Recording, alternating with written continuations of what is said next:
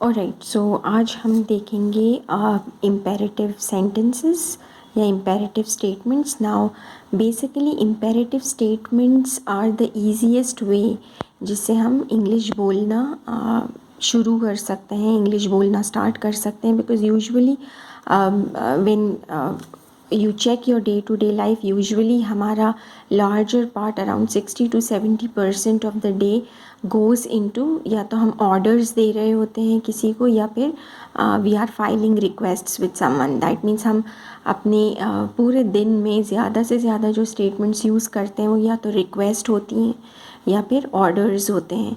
Right, so the best way is वो छोटे छोटे ऑर्डर्स या रिक्वेस्ट्स को हम इंग्लिश में बोलना सीखें. ओके, इंग्लिश में देना सीखें.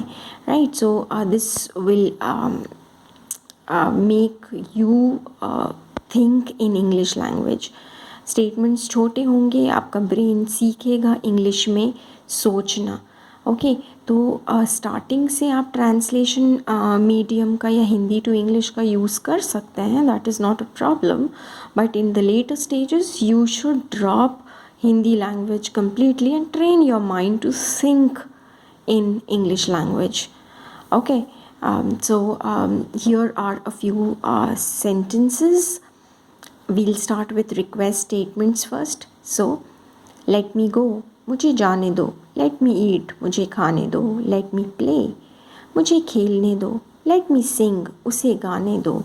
Let me speak, मुझे बोलने दो. Let me see, मुझे देखने दो. Let him paint, उसे पेंट करने दो. Let them go out, उन्हें बाहर जाने दो. Let me do this work, मुझे यह काम करने दो. Let me stand there, मुझे वहाँ खड़ा रहने दो. Okay, so these are the statements basically जो रिक्वेस्ट स्टेटमेंट्स होते हैं. राइट, और इसी तरह से आप लेट का यूज़ करके किसी भी पर्टिकुलर रिक्वेस्ट को, जो आप काम करने को रिक्वेस्ट कर रहे हैं, उसे आप लेट का यूज़ करके इम्पेरेटिव स्टेटमेंट्स को अपनी डे टू डे लाइफ में इंग्लिश प्रैक्टिस या इनिशियल स्टेजेस के लिए अपनी लाइफ में लेके आ सकते हैं एंड इंग्लिश बोलना स्टार्ट कर सकते हैं.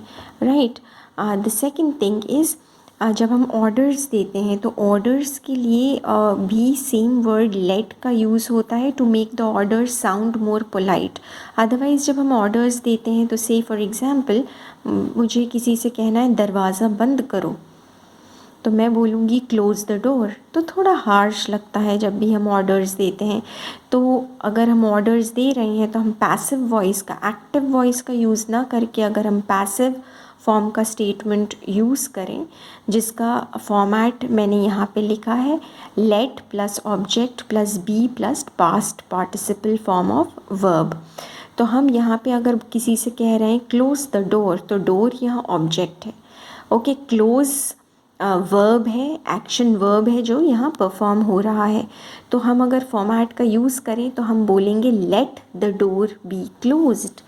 Okay, let the door be closed. Let plus door which is object, so let the door be. Okay, be तो हमेशा पैसिव फॉर्म में आएगा ही. be closed, closed past participle form of verb. Okay, तो यहाँ पे जब हम इस फॉर्मेट का यूज़ कर रहे हैं, राइट, तो आपके जो ऑर्डर्स हैं वो ज़्यादा पोलाइट साउंड करेंगे आपके orders. And you will sound a more politer human being, a more politer person, a person with a polite tone, a leader with a polite tone. And जो काम ऑर्डर्स नहीं कर पाते वो पोलाइट टोन करती है. So you are ordering still in a polite manner. Okay, so I would suggest use a more politer way to give orders and आपके काम ज़्यादा easily बनेंगे actually अगर आप इस फॉर्म का यूज़ करते हैं तो. Okay, so some more statements here. Take it home, अगर हम किसी से किसी चीज़ को घर ले जाने को कह रहे हैं तो हम ऑर्डर जब उसे करते हैं तो वी से टेक इट होम, इसे घर ले जाओ. Let it be taken home. Throw the ball, ball फेंको.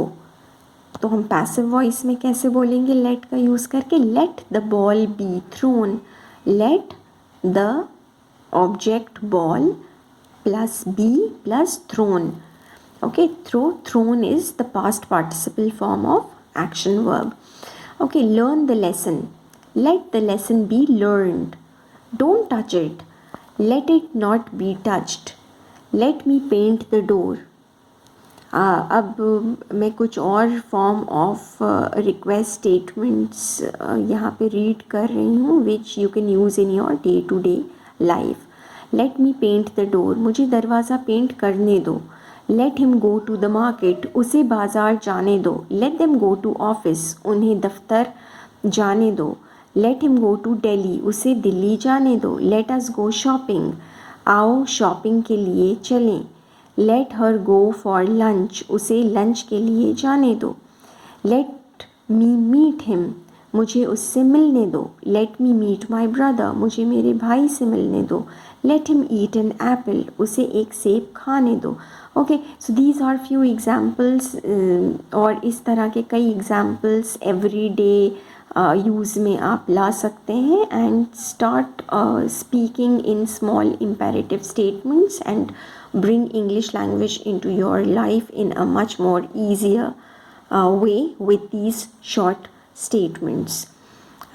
I'll come with more such statements very soon to you, so that you can very easily pick up English language. Till then, bye bye, have a nice day.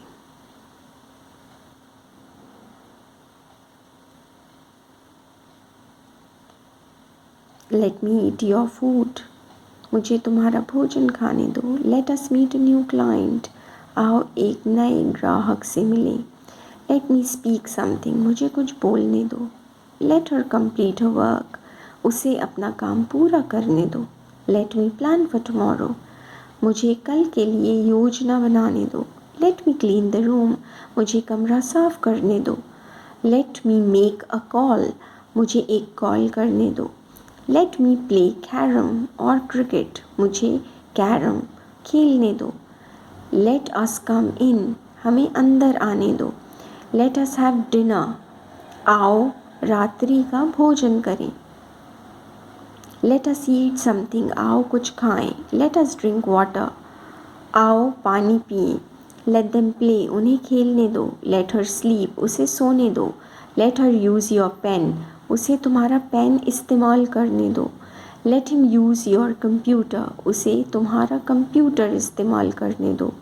Let me read the book, मुझे यह किताब पढ़ने दो. Let me speak to the manager, मुझे manager से बात करने दो.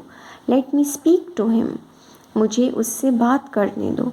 Let me speak to the doctor, मुझे डॉक्टर से बात करने दो. Let her see the picture, उसे यह तस्वीर देखने दो.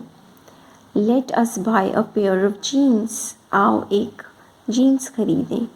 Let me buy another pair of one more jeans, मुझे एक और जीन्स खरीदने दो. Let me see the other designs, मुझे दूसरे डिज़ाइंस देखने दो. Let me drink hot water, उसे गर्म. Let her drink hot water, उसे गर्म पानी पीने दो. Let him write a new poem, उसे एक नई कविता लिखने दो.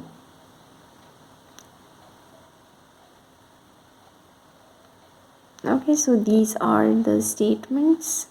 Let them sleep, उन्हें सोने दो. Let them play, उन्हें खेलने दो. Let them work, उन्हें काम करने दो. ओके, सो ये सारे स्टेटमेंट्स हैं जो आप यूज़ कर सकते हैं अपनी डे टू डे लाइफ में. Okay, so see you with some such very quick lessons later. Till then, bye.